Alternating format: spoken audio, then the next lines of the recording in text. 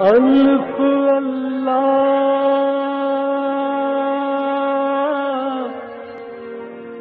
چمبے دل بوٹی میرے من وچ مرشد لائی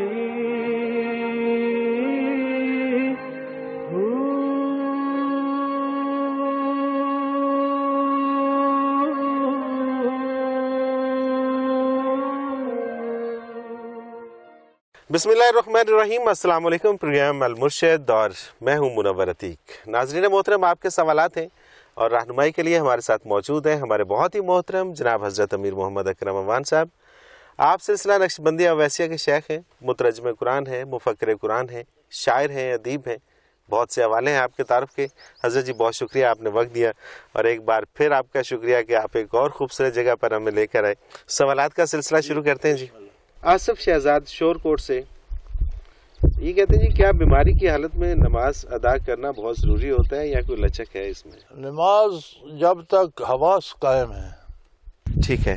کیا بیماری کی حالت میں سانس لینا ضروری ہے یا چھوڑ دیا جائے؟ بالکل ضروری ہے۔ اسی طرح یہ نماز سانس لینے کے مترادف ہے۔ ٹھیک ہے۔ اور اللہ کریم نے بہت مہربانی فرمائی ہے کہ بیمار وضو نہیں کر سکتا تیمم کر لے، ٹھیک، بیمار اٹھ بیٹھ نہیں سکتا بیٹھا ہوا اشارے سے نماز پڑھ لے، بیٹھ نہیں سکتا لیٹا ہوا پڑھ لے، صحیح، چھوڑے نہیں۔ صحیح، چونکہ یہ نماز جو ہے یہ کوئی فٹیک نہیں ہے، یہ حضوری ہے اللہ کریم کی۔ صحیح، یعنی نماز کی حقیقت یہ ہے کہ آپ براہ راست رب کریم سے اپنی بات کرتے ہیں، بالکل، اور اگر آپ پریشانی میں ہیں یا بیماری میں ہیں تو آپ کو تو اور زیادہ درد دل سے بے شک ریکویسٹ کرنی چاہیے۔ صحیح بات۔ اور اگر آپ کو موقع ملتا ہے 5 دفعہ، وہ کریم بلاتا ہے، سبحان اللہ، مؤذن آپ کو بلاتا ہے کہ آ جاؤ۔ تو اگر آپ کو بیمار ہیں 5 دفعہ آپ کو پرائم منسٹر سے ملنا ہو تو آپ تو بھاگ کر جائیں گے، جی کسی اچھے ڈاکٹر کا انتظام کر دیں، مجھے دوائی ٹھیک مل جائے، مجھے یہ ہو جائے۔ تو اللہ کی بارگاہ میں جانے سے کیا منع ہے؟ ہاں، یہ اللہ کریم کا احسان ہے کہ جو کام آپ نہیں کر سکتے وہ نہ کریں۔ ٹھیک ہے۔ بالفرض وضو نہیں کر سکتے تو تیمم کر لیں، کھڑے نہیں ہو سکتے بیٹھ کے پڑھ لیں، سجدے تک نہیں جا سکتے اشارے سے کر لیں، فرائض ادا کر لیں، سنت نوافل چھوڑ دیں۔ صحیح۔ اور بعض اوقات ایسا ہوتا ہے کہ کچھ بیماریاں ایسی ہوتی ہیں کہ جس میں بدن پاک نہیں رہتا، اور اس کو پاک کرنے کے لیے پھر تردد کرنا پڑتا ہے، یا وہاں پہ کچھ ایسے لوگ موجود ہے نا، ہوتے ہیں جیسے آج کل تو یہ بن گئے ہیں نا جو پہن لیتے ہیں، بچوں کو بھی پہنا پیمپر وغیرہ، پیمپر وغیرہ۔ جی جی۔ تو ایک دفعہ وہ جو بیمار ہے جس کا وضو نہیں ٹھہرتا، وہ ایک دفعہ پاکی کر کے وہ پیمپر پہن لے تو وہ نماز تو اس سے پڑھ سکتا ہے، ہاں اس سے پیشاب نکلتا بھی رہے لیکن پھیلے نہیں، پیمپر میں باندھو تو وہ نماز ہو جاتی۔ اچھا، صحیح صحیح، یہ بڑا اہم نقطہ ہے جی۔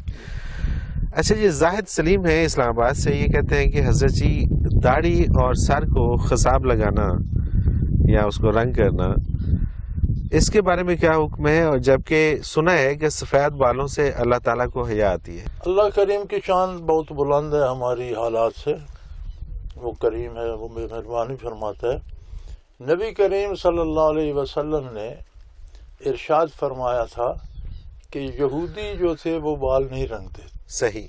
تو حضور نے فرمایا فغیروہ کے الفاظ آتے ہیں کہ اس کا رنگ تبدیل کر دو۔ اچھا، یعنی آپ سفید داڑیاں نہ رکھو، یہود میں مل جل نہ جاؤ، ان سے فرق رکھو۔ لہذا ابو بکر صدیق رضی اللہ عنہ وصال تک خضاب لگاتے تھے، فاروق اعظم لگاتے تھے، صحیح، اکابر صحابہ نے لگایا۔ ایک جو خضاب میں ہے کہ وہ کسی کو دھوکہ دینے کے لیے بال سیاہ نہ کرے، ٹھیک ہے، عمر چھپانے کے لیے نہ کرے، اور وہ بھی اگر جہاد پہ جاتا ہے، جہاد بالسیف پہ میدان جنگ میں جاتا ہے تو وہ وہاں یہ بھی کر لے تو جائز ہے۔ بالکل ٹھیک، کیونکہ وہاں پہ تو زیادہ اچھا نظر آنا، مضبوط نظر آنا۔ ورنہ سیاہ خضاب سے ایک حد تک علماء روکتے ہیں، باقی سیاہ سے ہلکا ہے، مہندی کلر ہے، کوئی اور بے شمار کلر ہیں خضاب کے، تو کوئی بھی کر لے تو یہ کرنا تو سنت ہے۔ سبحان اللہ، سبحان اللہ۔ بلکہ یہود چونکہ داڑیاں سر سفید ہی رکھتے تھے تو ان کے سارے علماء اور بزرگوں کی اسی طرح ہوتی تھی، تو حضور نے فرمایا کہ ان سے فرق کرو، غیرو، ان سے الگ نظر آؤ۔ بالکل ٹھیک۔ تو پھر یہ جو بات ہے کہ سفید بالوں سے اللہ تعالیٰ کو حیا آتی ہے، اللہ تعالیٰ ہر ایک کے ہر ذرے کو جانتا ہے بھائی، اللہ کو پتہ ہے جس کے سفید ہیں وہ کیا اور جس کے سیاہ ہے وہ کیا۔ صحیح۔ اللہ تعالیٰ حقیقتوں پہ فیصلے کریں گے، نمائش پہ نہیں۔ سبحان اللہ، سبحان اللہ۔ اچھا، جو سنت ہے یا جو حضور نے فرما دیا وہ اللہ ہی کی پسند ہے۔ حضرت جی سمرہ نعیم گجرانوالہ سے یہ کہتی ہیں کہ نظر لگ جانا کیا ہے، اور اگر نظر لگ جائے تو اس کا علاج کیا ہے؟ یہ نظر لگ جانا ایک انسانی فطرت میں ایک خصوصیت ہے۔ ٹھیک ہے۔ بعض لوگوں کو ان میں ایک خاص قسم کی ایک کیفیت ان میں ہوتی ہے، اور وہ کسی اچھی چیز کو دیکھتے ہیں اور حسرت سے کہتے ہیں بھیا اس کے پاس تو یہ ہے، تو اس کا کچھ نہ کچھ نقصان ہو جاتا ہے۔ اچھا، یہ ہوتا ہے؟ ہوتا ہے۔ ٹھیک ہے۔ اور پھر عرب جو تھے وہ اس کی جس بندے میں یہ سمجھتے تھے کہ اس سے باقاعدہ ایکسرسائز کرایا کرتے تھے، اسے بھوکا رکھنا، تنہائی میں رکھنا کہ اس میں وہ اور اجاگر ہو جائے۔ بلکہ نبی کریم صلی اللہ علیہ وسلم کے لیے بھی انہوں نے ایسے ماہرین تلاش کیے کہ ان کی نظر لگے اور یہ اس سے ختم ہو جائے۔ تو قرآن کریم نے فرمایا کہ یریدون لیضلکونک بابصارہم، یہ چاہتے ہیں کہ اپنی نگاہوں سے آپ کو نقصان پہنچائیں۔ صحیح صحیح، کوشش کرتے تھے۔ تو یہ آیہ کریمہ جو ہے یریدون لیضلکونک بابصارہم لما سمعوا الذکر ویقولون انہ لمجنون وما هو الا ذکر للعالمین، یہی آیت اب آخر درود شریف پڑھ کے طاق مرتبہ پڑھ کے پھونکی جائے تو ٹھیک ہو جائے۔ بالکل صحیح، بالکل صحیح۔ اشفاق احمد دنیا اور آخرت میں کامیابی کی دعا فرما دیجیے گا۔ اور اس کے ساتھ آگے شراز احمد ہیں بھاولپور سے، یہ کہتے ہیں کہ میں ایک ڈاکٹر ہوں اور کامیاب زندگی گزار رہا ہوں۔ دنیا کی ہر نعمت مجھے حاصل ہے، ہر کامیابی پر وقتی خوشی محسوس ہوتی ہے، مگر کچھ دیر بعد طبیعت سے خوشی رخصت ہو جاتی ہے۔ مجھے آپ سے کسی دائمی خوشی کا راز پوچھنا ہے۔ اصل بات یہ ہے جی کہ دائمی خوشی دائمی کامیابی سے متعلق ہے۔ ٹھیک ہے۔ دنیا خود وقتی ہے، عارضی ہے۔ دنیا کی کامیابیاں بھی عارضی ہیں، بے شک، اس کے غم بھی عارضی ہیں، اس کی خوشیاں بھی عارضی ہیں۔ بے شک۔ دائمی خوشی آخرت کی کامیابی سے ہے۔ آپ روزی حلال کمائیں، سچ بولیں، 5 وقتہ نماز ادا کریں، ہمت کر سکیں تو اور ٹائم لگائیں، اللہ کا ذکر کریں، قرآن کی تلاوت روز کیا کریں، تو جتنی کامیابی اخروی آپ کو ملے گی اتنی خوشی بھی دائمی ہوگی، کیونکہ دائمی آخرت ہے۔ کیا بات، کیا بات۔ دنیا کی کوئی کامیابی ایسی نہیں جو دائمی، کیونکہ دنیا خود عارضی ہے تو اس کی خوشی دائمی کیسے ہوگی؟ صحیح۔ بلکہ میں تو یہ سمجھتا ہوں کہ ان پر اللہ کا احسان ہے کہ یہ ادراک تو ہو گیا، لوگوں کو ساری عمر یہ احساس ہی نہیں ہوتا۔ سبحان اللہ۔ اور یہ بھی اللہ کا احسان ہے کہ انہیں ادراک ہو گیا، دنیا میں کامیاب زندگی گزاریں، آرام سے زندگی گزاریں، اس پر خوش بھی ہوں اور اس پر اللہ کا شکر بھی ادا کریں۔ سبحان اللہ۔ لیکن صرف دنیا کی زندگی نہ جئیں، اسی عالم میں ہم نے آخرت کی زندگی جینا ہے۔ اور کمال یہ ہے کہ اللہ کریم نے اسی دنیا کو دین بنا دیا ہے، یعنی آپ نے جائز کمانا ہے تو دین ہے، آپ نے جائز جگہ خرچ کرنا ہے تو دین ہے، آپ نے شادی کرنی ہے دین ہے، آپ نے بچے پالنے ہیں دین ہے، آپ نے گھر والوں کا علاج معالجہ کرنا ہے دین ہے، آپ امیروں سے پیسے لیتے ہیں 4 غریبوں کو مفت بغیر فیس کے دیکھ دیں تو سارا دین بن جائے۔ سبحان اللہ۔ اچھا حضرت جی، یہ جو بات ہے نا بالخصوص، یہ آپ کے یہاں آگے پتہ چلتی ہے؟ ادروائز تو لوگ یہی سمجھتے ہیں کہ دین کوئی اور چیز ہے، دنیا کوئی اور چیز ہے۔ دنیا ہی دین ہے۔ سبحان اللہ۔ اگر دنیا کے کام آپ دین کے دائرے کے اندر کریں گے تو وہی دین ہے۔ سبحان اللہ، سبحان اللہ۔ تو میں اسلام آباد سے یہ کہتی ہیں حضرت جی، فروعی اختلافات پہ اکثر یہ کہہ دیا جاتا ہے کہ تمام مسالک کی منزل ایک ہے، صرف راستے جدا جدا ہیں۔ گستاخی معاف، صراط مستقیم تو صرف ایک ہوتا ہے، پھر راستے جدا جدا کیسے ہو گئے؟ الحمدللہ، راستے اگر اختلاف ہو تو وہ تو جائز ہے، ٹھیک ہے۔ خلاف ہونا جائز نہیں ہے، مخالفت جائز نہیں ہے۔ ٹھیک ہے، اختلاف ہونا ٹھیک ہے۔ اختلاف ہونا یہ تو فطری امر ہے۔ ٹھیک ہے۔ مثلا آپ ایک طبقہ کہتا ہے جی نماز میں آمین اونچی آواز سے کہی جائے، دوسرا کہتا ہے جی آہستہ سے کہی جائے۔ اب یہ آمین کہنا اصول ہے، صحیح، بالکل۔ اب اس کے دو پہلو ہیں، ایک کہتا ہے جی آہستہ کہی جائے، ایک کہتا ہے آواز سے کہی۔ اب دونوں کا مسلک یہ ہے کہ دوسرے کو غلط نہیں کہتے، صحیح، وہ کہتے ہیں جو تم کر رہے ہو یہ ٹھیک ہے، لیکن جو ہم کر رہے ہیں یہ زیادہ بہتر ہے، یہ زیادہ بہتر ہے، بالکل ٹھیک ہے۔ تو یہ ترجیح کا جو ہے اختلاف، یہ تو اختلاف نہ ہوا، یہ تو ایک بات کے کئی پہلو ہیں، تو کئی پہلوؤں پہ عمل ہو گیا۔ یہ تو صحابہ کرام میں بھی تھا۔ سبحان اللہ۔ عقائد میں مخالفت کرنا ایمانیات میں یا اصول دین میں وہ الگ ہو جاتا ہے بندہ، پھر وہ اسلام میں نہیں رہتا۔ صحیح، دین ایک ہی ہے، دو چار دین نہیں ہے۔ اب کوئی بندہ قرآن کی صداقت پہ انکار کرتا ہے، کوئی بندہ فرشتوں کے وجود کا انکار کرتا ہے، کسی نبی کی نبوت کا انکار، یہ ضروریات دین ہے، آخرت کا انکار کرتا ہے، اصول کا انکار آئے گا تو اسلام سے خارج ہو جائے گا۔ بالکل ٹھیک، بالکل جہاں ٹھیک۔ اصول کا اختلاف نہیں ہے، ایک کام کے کرنے کے دو تین طریقے ہیں، اور کوئی ایک کہتا ہے یہ درست ہے، ائمہ بھی کہتے ہیں کہ دوسرا جو فرما رہا ہے وہ ٹھیک ہے، جو میں کہہ رہا ہوں یہ اس سے زیادہ ٹھیک، زیادہ بہتر ہے۔ صحیح، یعنی غلط کوئی نہیں ہے، غلط نہیں ہے، ترجیح کا ہے کہ ترجیح ہماری ہے، جو ہے یہ بالکل زیادہ ٹھیک ہے، بہتر ہے۔ بالکل صحیح، بالکل تو صحیح، یہ تو اسے تو آپ اختلاف نہ شمار کریں۔ صحیح۔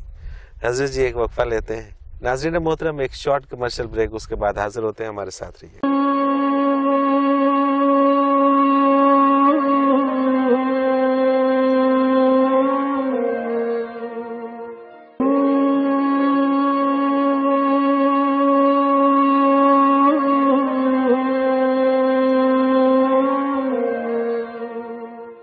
پروگرام میں ایک بار پھر خوش آمدید ناظرین محترم۔ آپ کے سوالات ہیں اور رہنمائی کے لیے ہمارے ساتھ موجود ہیں ہمارے بہت ہی محترم جناب حضرت امیر محمد اکرم اعوان صاحب۔ آپ بھی اس پروگرام میں شامل ہو سکتے ہیں، اس کے لیے اسکرین پہ ایک نمبر اوپر ہے، اس کو نوٹ فرما لیجیے، 033349550221، اس پہ ہمیں میسج کیجیے، آپ کا سوال پروگرام میں شامل کریں گے۔ اسی طرح سے questions@almurshid.tv یہ ہمارا ای میل ایڈریس ہے، اس پہ ہمیں آپ میل کر سکتے ہیں، آپ کا سوال ہم ضرور شامل کریں گے۔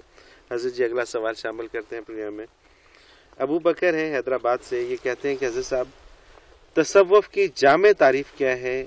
کچھ اس طرح سے سمجھا دیجئے کہ یہ پتہ چل جائے کہ حقیقت میں تصوف ہے کیا، اور یہ بھی کہ کیا تصوف سیکھنے کی تاکید قرآن و حدیث میں بھی کی گئی ہے؟ تصوف یا صوفی یا صفا، یہ جو ایک صوفیوں کا نام بھی پڑ گیا، صوفی ایسے تصوف کہتے ہیں، اس کی اصل قرآن مجید میں ہے۔ صحیح۔ نبی کریم صلی اللہ علیہ وسلم کے فرائض نبوت 4 ہیں۔ ٹھیک۔ یتلو علیہم آیاتہ ویزکیہم ویعلمہم الکتاب والحکمہ، سبحان اللہ۔ یہ 4 فرائض نبوت ہیں۔ اللہ کی آیات پیش فرماتے ہیں، یتلو علیہم آیاتہ، دعوت اللہ دیتے ہیں، جو قبول کرتا ہے وہ یزکیہم، اس کا تزکیہ کرتے ہیں، سبحان اللہ۔ اور تزکیے کے بعد اسے قرآن کی تعلیم دیتے ہیں، پھر قرآن کی تشریحات، حکمت، حدیث شریف، تفسیر جو قرآن کی ہے اس کی تعلیم دیتے ہیں۔ یہ 4 درجے ہیں۔ پہلا درجہ ہے ایمان لانا، صحیح۔ دوسرا ہے تزکیہ، صفا کرنا۔ بہت سی اس کی کبھی لکھا صوف کے کپڑے پہنتے تھے، کبھی کچھ ہوتا تھا، لیکن یہ میں صحیح نہیں سمجھتا۔ میں یہ سمجھتا ہوں کہ قرآن کریم کا پہلا جو غیر ملکی زبان میں ترجمہ ہوا وہ پرشین میں تھا۔ جی ٹھیک۔ جزیرہ نما عرب سے نکل کر جب فارس فتح ہوا تو قرآن کے ترجمے فارس میں آئے، تو لفظ تزکیہ تھا عربی میں، صحیح، اس کا ترجمہ فارسی میں تصوف کیا گیا، یعنی صفائی کرنا۔ تزکیہ کا بھی معنی ہے صفائی کرنا، تو اور تصوف کا بھی معنی ہے صفائی کرنا۔ صحیح۔ پھر قرآن کریم میں جگہ جگہ ذکر کی تاکید ہے اور احسان کی تاکید ہے۔ احسان کیا ہے کہ جو کچھ آپ کر رہے ہیں ظاہر نظر اس میں آپ کا دل بھی شامل ہو اور خلوص سے کر رہے ہیں، سبحان اللہ، ایکٹنگ نہ ہو۔ سبحان اللہ۔ جو کام بھی آپ کر رہے ہیں وہ صرف لوگوں کو دکھانے کے لیے نہ ہو، بلکہ آپ دل کی گہرائی سے کر رہے ہوں، یہی تصوف ہے۔ سبحان اللہ، سبحان اللہ۔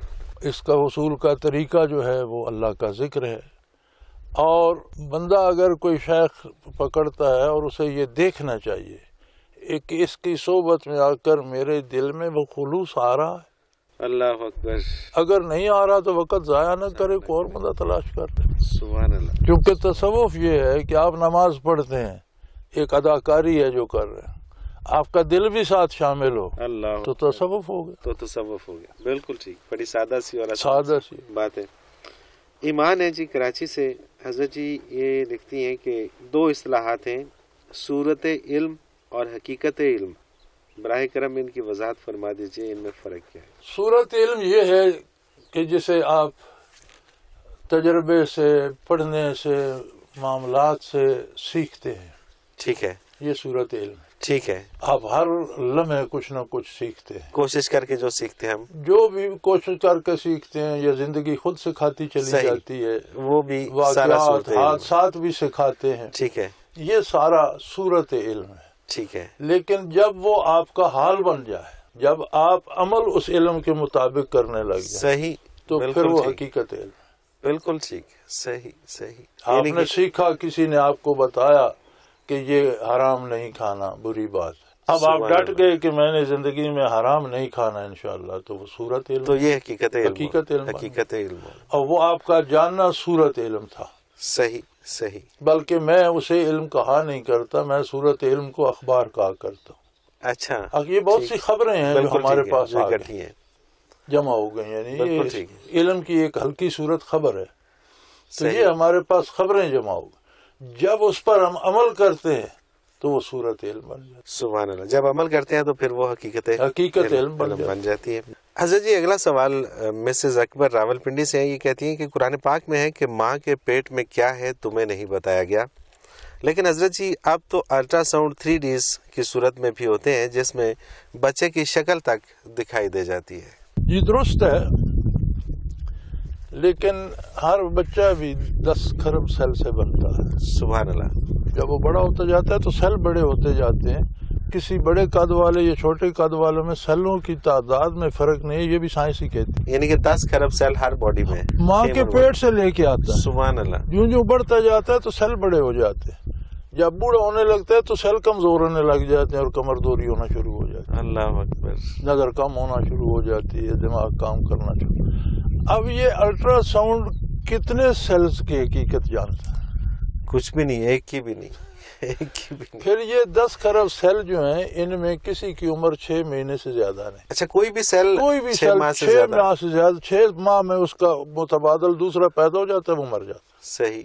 ٹھیک. تو 1 سال میں 20 کھرب سیل استعمال کرتی ہے ایک باڈی. 20 کھرب 1 سال میں. 1 سال میں. دنیا کی آبادی 6 کھرب ہے. اللہ اکبر. تو اگر اس کی 80-100 سال عمر ہے تو کتنے سیل الٹرا ساؤنڈ نے کتنے بتایا؟ اللہ اکبر. کچھ بھی نہیں. پورن سیلوں کی صحت، بیماری، اس کی دماغی طاقت، اس کی قوت، اس کی صحت، اس کے وقت مقدر، اس کی صورت، وہ سارا بڑی لمبی ڈیٹیل ہے بھائی.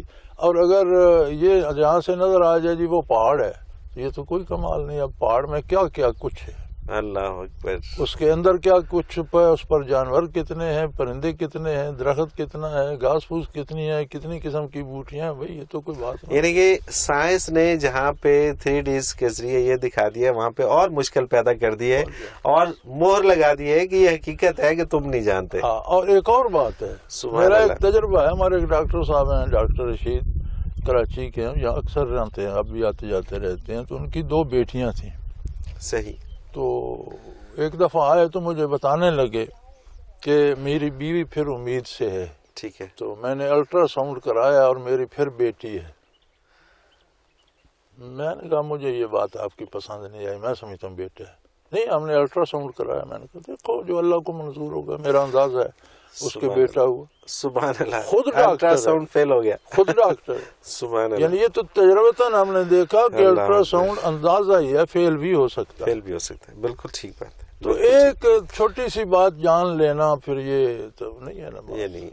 اور یہ جو وہ بھی یقینی نہیں ہے. اور پھر یہ جس ڈیٹیل سے آپ نے اس کی وضاحت فرمائی ہے، اور جو اس میں وہ سیلز اور سیل کتنی قسم کے، کیا ہر سیل ظاہر اپنی ایک سوچ رکھتا ہوگا، اس کی اپنی ایک زندگی ہے، اس کی اپنی ایک صحت بیماری ہے، اس کی اپنی دوا ہے. کون جان سکتا ہے؟ وہی جان سکتا ہے جی جس نے ان کو پیدا کیا. مسز ابرار خانیوال سے یہ کہتے ہیں کہ مجھ سے نماز کے سلسلے میں سستی ہو جاتی ہے، پھر طبیعت پریشان بھی ہوتی ہے، لیکن یہ پریشانی وقتی ثابت ہوتی ہے، اگلے دن پھر کوتاہی ہو جاتی ہے، کیا کروں؟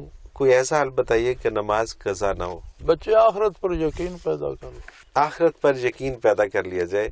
اب یہ یقین پیدا کرنا یہ تو مشکل عمل ہے ان کے لیے۔ یہ بڑا آسان ہے، آپ زندگی اکارڈنگ ٹو اسلام لے آئیں، یقین حاصل ہو جائے گا۔ صحیح، یہ تو اللہ کی عطا ہے۔ جب آپ اتباع رسالت اختیار کرتے ہیں تو اس کے انعام میں وہ یقین مفت مل جاتا ہے۔ سبحان اللہ، سبحان اللہ۔ بھئی زندگی تو آپ نے جینا ہے، کھانا کھانا ہے، بچے پالنے ہیں، روزی کمانی ہے، اور کیا کرنا ہے آپ نے؟ صحیح، اس کو شریعت کے مطابق کر لیں، کیونکہ آخرت کا یقین ہونا، حضور نبی صلی اللہ علیہ وسلم نے ان لوگوں کی تعریف فرمائی ہے کہ جو قبر کو ہر وقت یاد رکھتے ہیں، اور آپ نے زندگی کی مثال اس طرح فرمائی ہے کہ تم اس طرح جیو جس طرح تم ایک مسافر کاننا کا غریبن، تم اپنے وطن سے دور ہو، غریب کہتے ہیں پردیسی کو۔ صحیح، یہ تمہارا وطن نہیں ہے، تمہارا وطن قبر سے شروع ہوگا۔ اللہ اکبر۔ تو تم اپنے گھر سے دور ہو، یعنی کن فی دنیا کاننا کا غریبن، دنیا میں اس طرح رہو جیسے تم غریب الوطن ہو۔ سبحان اللہ۔ او عابر سبیل، یا تم راہ چلتے مسافر ہو۔ تو راہ چلتا مسافر کہیں کسی چشمے کے کنارے رک جاتا ہے، کنویں کے کنارے رک جاتا ہے، تو وہیں لمبا نہیں پڑ رہا تھا، اسے پتا تھا مجھے جانا ہے۔ وَأُدَّ نَفْسَكَ مِنْ أَهْلِ الْقُبُورِ، اور اپنے آپ کو قبروں میں رہنے والوں میں شمار رکھو، اللہ اکبر، کہ میں ان میں سے ہوں جو قبروں میں ہے۔ پھر تو نہ صرف کہ نماز نہیں چھوٹتی، بلکہ پھر تو وہ ہر کام درست ہو جاتا ہے۔ جس کام میں ہم جان بوجھ کے دوزخ ہوتا یہی ہے میرے بھائی۔ آپ دیکھیں ایک گاڑی خراب ہوتی ہے، خراب تو شاید اس کا کوئی چھوٹا سا پرزا ہو، جی ہاں، رک تو ساری جاتی ہے، بالکل ایسے ہی ہے، بالکل ایسے ہی ہے۔ تو اس طرح جب ہم بدعمالی کرتے ہیں، بد پرہیزی کرتے ہیں، تو سفر آخرت رک جاتا ہے، سارے ہی رک جاتے ہیں۔ اللہ اکبر۔ یہ جو چھوٹے چھوٹے احکام ہیں، اور یہ ہم ہر روز اپنے ہاتھوں سے لاحت میں اتارتے ہیں لوگوں کو، لیکن پھر پتہ نہیں کیوں ہماری نیچر ہے قبر پہ لوگ کچھ مٹی ڈال رہے ہیں، باقی بیٹھے اپنی دنیا کی باتیں کم از کم وہاں تو بیٹھ کر آخرت کو یاد کر لو، کو درود شریف پڑھ لو۔ اور اگر یہ والا یقین ہو جائے جس کی طرف آپ کا اشارہ ہے، تو پھر تو میرا خیال ہے کہ اب میں اکثر یہ سوچتا ہوں کہ یہ جو بہت ساری دولت اکٹھی کر کے جائز ناجائز ہر طریقہ استعمال کرتے ہیں، جب یہ مرنے لگتے ہیں تو انہیں دکھ کتنا ہوتا ہوگا؟ مرنے لگتا نہیں، انہیں زندگی میں بڑا دکھ ہوتا۔ اچھا، ہر کہیں انکوائری ہو جائے گی، کوئی پکڑ لے گا، کوئی پوچھ لے گا، مطلب پریشان زندگی خود سے کریٹ کی ہوئی پریشانی۔ اللہ اکبر۔ آپ کے پاس حلال رزق ہے، آپ کو فکر ہی نہیں ہے، بالکل صحیح بات، اپنا ہے۔ اچھا، جن کے پاس حلال ہے ان کا اگر ضائع بھی ہو جائے تو انہیں دکھ نہیں ہوتا، خیر ہے، اپنا تھا، چلو صحیح بات ہے۔ اب مانگ کر کوٹ پہنو تو پھٹ جائے تو بڑی تکلیف ہے، پھٹ بھی گیا تو خیر ہے، بالکل صحیح، بالکل صحیح۔ تو یہ تو دکھ بندہ خود جمع کرتا ہے۔ اللہ اکبر۔ دیکھیں نا، آخرت کا اللہ کریم نے ایمان کیا ہے، یؤمنون بما انزل الیک وما انزل من قبلک، جو کچھ آپ صلی اللہ علیہ وسلم پر نازل ہوا اس پر یقین رکھتے ہیں، جو پہلے نبیوں پہ نازل ہوا اس کو سچ مانتے ہیں۔ تو اس میں تو آخرت بنیادی طور پر آگے، لیکن پھر آگے الگ سے فرمایا بالآخرت ہم یوقنون، اور آخرت پر پکا یقین رکھتے۔ سبحان اللہ، یعنی یہ اتنا ضروری ہے کہ یہ جو آخرت پر یقین ہے یہ آپ کی دنیوی زندگی کی اصلاح کرتا ہے، ورنہ نہیں ہوتی۔ ناظرین محترم، ایک شارٹ کمرشل بریک، اس کے بعد حاضر ہوتے ہیں، ہمارے ساتھ رہیے۔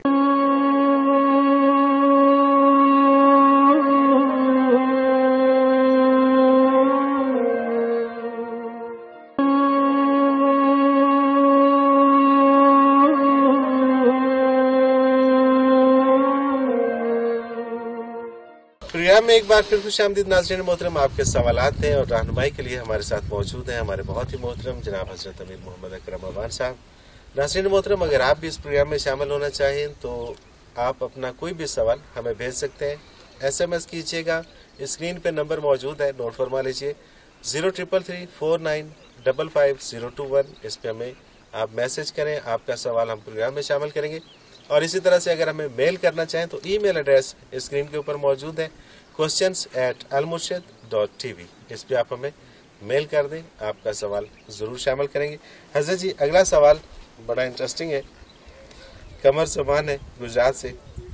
اللہ تعالیٰ تو ہر جگہ موجود ہے, پھر اسے زمین پر اپنا گھر بنانے کی ضرورت کیوں محسوس ہوئی؟ گزارش یہ ہے جی, گھر کی ڈیفینیشن ان کے ذہن میں صحیح نہیں ہے. اچھا, یہ گھر کو سمجھتے ہیں رہنے کی جگہ یا ٹھکانہ, ٹھیک ہے, جو عرفن ہے. میں بھی یہی سمجھتا ہوں. اللہ کریم نے زمین پر ایک جگہ مقرر کر دی ہے, اور وہ جگہ ہے جہاں کے زمین کا نقطۂ آغاز ہے. ٹھیک ہے, جہاں سے زمین پھیلائی گئی. صحیح. اس پر اس کی تجلیات ذاتی ہوتی ہیں, اور عبادت کے لیے اس نے سمت مقرر کر دی. ٹھیک.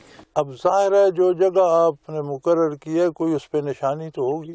صحیح. اس کے لیے اس پر ایک کمرہ بنا دیا گیا پتھروں کا, یہ اس جگہ کی نشاندہی ہے کہ یہ مرکز ہے. صحیح. اب آپ کو حکم ہے کہ اللہ کی طرف منہ کر کے عبادت کرو, اللہ کی بارگاہ میں حاضر ہو کر.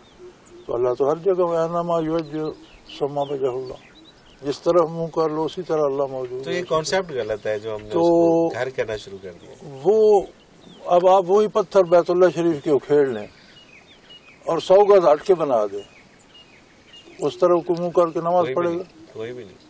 وہ بنیادی نقطہ ہے زمین کا, اور یہ پتھر لگے ہوئے ہیں اس کی نشاندہی کے لیے. ورنہ تو بڑی آسانی سے کہا جا سکتا ہے کہ آپ کافروں کو کہتے ہو پتھروں کو پوجتے ہیں, تو آپ نے بھی تو پتھروں کی عمارت بنائی ہوئی ہے, چلو شکل نہیں بنی ہوئی تو ہے تو پتھر ہی. یہ ایک سوال آیا بھی تھا ہمارے پاس, تو آپ بھی سجدے کر رہے ہیں. تو وہ ایک نشانی مقرر کر دی گئی ہے, ورنہ کوئی ادھر منہ کر کے پڑھ رہا ہوتا ہے نماز, کوئی ادھر پڑھ رہا ہوتا ہے, کوئی اس طرف پڑھ رہا ہوتا ہے, کوئی اس طرف پڑھ رہا. تو پوری امت مسلمہ کو ایک قوم, یہ دنیا میں 2 قومیں ہیں, کافر اور مومن. ٹھیک ہے. باقی ہم نے قبائل اور شعوب خاندان اور قبیلے بنا رکھے ہیں, وہ ٹھیک ہے شناخت کے لیے, لیکن قوم ہماری مسلمان. صحیح. باقی جتنی قومیں نان مسلم ہیں وہ کافر. بالکل ٹھیک, بالکل ٹھیک. درمیان میں کوئی جگہ نہیں, یا مسلم ہے یا کافر. صحیح. دنیا میں 2 قومیں ہیں, اور یہی 2 قومی نظریہ ہے. تو وہ پوری دنیا کے مسلمانوں کو یک رخ کرنے کے لیے, متحد کرنے کے لیے, جہاں ذاتی تجلیات برس رہی ہیں وہ جگہ مقرر کر. سبحان اللہ, سبحان اللہ. اب اسے گھر کہ یہ سمجھنا جس طرح ہمارے گھر ہیں یا ہم شب بسری کرتے ہیں یا ٹھکانہ ہے, وہ تو نہیں ہے. اللہ کریم کا گھر دنیا کیا ہو سکتی ہے, دنیا کی حقیقت کیا ہے. اس کائنات میں کتنے ستارے سیارے ہیں جو اس زمین سے کروڑوں گنا بڑے ہیں. جی بالکل ایسی ہے. تو آپ اگر فضا کے عالم میں دیکھتے ہیں تو زمین کی حیثیت ہی کوئی نہیں. اسے گھر بنانا یہ لفظ گھر سے یہ ہم نے اپنے لیے آسان کیا, مشابہت پیدا ہو رہی ہے. اچھا حضرت جی, اگلا سوال شامل کرتے ہیں. زبیدہ عطا ہے, یہ کہتے ہیں کہ جی اللہ تعالیٰ آپ کو صحت و تندرستی عطا فرمائے, اور ان کا سوال یہ ہے کہ کیا صدقہ سید کو لگ سکتا ہے؟ صدقہ تو زکوٰۃ خاندان نبوی پہ منع ہے, جائز نہیں. جائز نہیں ہے. ٹھیک ہے. اگر وہ حضور کے خاندان سے ہے تو جائز نہیں ہے. ویسے آپ خدمت کرنے کو ضروری ہے, صدقہ جیسے ماں باپ پہ زکوٰۃ نہیں لگتی. ٹھیک ہے. آپ کے ماں باپ غریب بھی ہیں تو آپ ان کو زکوٰۃ نہیں دے سکتے, ان کے اخراجات پورے کرنا ویسے آپ کی ذمہ داری ہے. بالکل ٹھیک ہے. ہاں جی, بالکل. اسی طرح آپ خدمت کرتے ہیں اسے نبی کریم صلی اللہ علیہ وسلم کے خاندان سے سمجھ کر اچھی بات ہے, لیکن دوسرے پیسوں سے کیجیے نا, صدقات زکوٰۃ سے نہیں. صحیح صحیح. سعدیہ زیب ہیں جی اسلام آباد سے, ان کا سوال ہے جی کہ آج کل یہ کہتی ہیں کہ آج کل بہت سارے گروپ ہیں کہ جو مختلف قسم کے لیکچر دیتے ہیں اسلام کے حوالے سے, دین کے حوالے سے, اور ان میں سے کچھ گروپ ایسے ہیں کہ جو ذکر اللہ کو منع کرتے ہیں کہ یہ نہیں کرنا چاہیے, اور ان کی وجہ سے بہت ساری کنفیوژنس کریٹ ہو رہی ہیں. اس کو تھوڑا سا وضاحت فرما دیجیے. مجھے حیرت ہوتی ہے اس بات پہ کہ اس میں کنفیوژن کیسے آ سکتی. ایک آدمی کا نظریہ ہے کہ نہیں کرنا, نہ کرے. بالکل ٹھیک. بھائی اگر دین کے نام پر بھی بہت سی دکانیں بن گئی ہیں تو آپ اپنی طلب اپنی پسند کو خالص کریں نا. بالکل. پھر جہاں سے وہ سودا ملے وہ خریدیں. حضرت جی اگلا سوال شامل کرتے ہیں. عبد الودود ہیں کوئٹہ سے, یہ لکھتے ہیں حضرت جی روح کا تعلق عالم امر سے ہے جہاں سے وہ دنیا میں آتی ہے, جب وہ خود آتی ہے، عالم امر سے آتی ہے، پھر روحانی ترقی پا کر وہاں تک جانے کے لیے شیخ کی توجہ کی ضرورت کیوں پیش آتی ہے؟ اس میں خود سے وہاں تک جانے کی قوت کیوں باقی نہیں رہتی؟ روح آتی بھی خود نہیں، آنے میں اللہ کریم اسے آنے بعد میں پہنچا دیتے. ٹھیک ہے، خود اپنی مرضی سے نہیں آتی بلکہ اللہ کے حکم سے. اللہ کے حکم سے پہنچا کر پھر وہ کہتے ہیں کہ دیکھو یہ دو راستے ہیں. صحیح. زندگی وحدینا السبیل اما شاکرا اما کفورا. یہ راستہ جو ہے اطاعت الہی کا، یہ تمہارے گھر کو جاتا ہے. ٹھیک. یہ جو دوسرا راستہ ہے یہ دیکھنے میں بڑا خوبصورت ہے، لیکن یہ ایک ویران جنگل کو جاتا ہے. ٹھیک ہے. ڈاکو بھی ہوں گے، درندے بھی ہوں گے، موذی جانور بھی ہوں گے، مارے جاؤ. بالکل صحیح. ادھر مت جانا، ادھر جانا. صحیح صحیح. اب اگر وہ گھر کے راستے پر ہی نہ چلے تو گھر پہنچے گی کیسے؟ ممکن نہیں. اب راستہ دکھانے کے لیے روشنی کے نور کے مینار انبیاء مبعوث فرما دیے. صحیح. انبیاء کے جانشین علماء بنا دیے. ہر بندہ اپنے طور پر جو بھی دین کا کام کر رہا ہے، کوئی سبق پڑھا رہا ہے، کوئی قرآن پڑھا رہا ہے، کوئی ترجمہ پڑھا رہا ہے، کوئی تبلیغ کر رہا ہے، کوئی ذکر کا، سارے ایک ایک شعبہ دین کا، چونکہ جامع ذات نبی کی ہوتی. پیچھے بڑی بات ہے کہ کوئی کسی شعبے میں بھی کچھ اپنی جگہ بنا لے.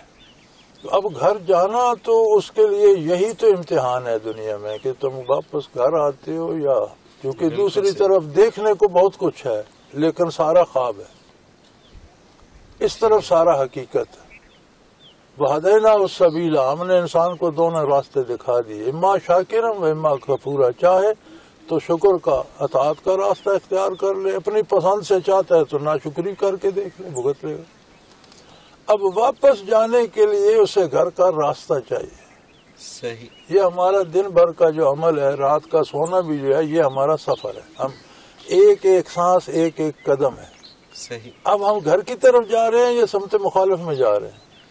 بالکل ٹھیک، بالکل ٹھیک. تو شیخ کی توجہ بھی یہی ہے کہ وہ صحیح سمت کی رہنمائی کرتا ہے کہ بھئی ادھر چلنا. یعنی کہ عالم امر سے روح خود نہیں آتی، بھیجی جاتی ہے، اور وہاں پر بھی پھر شیخ کی ضرورت پڑتی ہے کہ وہاں کے سفر کے لیے رہنمائی چاہیے ہوتی ہے، بالکل چاہیے ہوتی ہے واپس جانے کے لیے.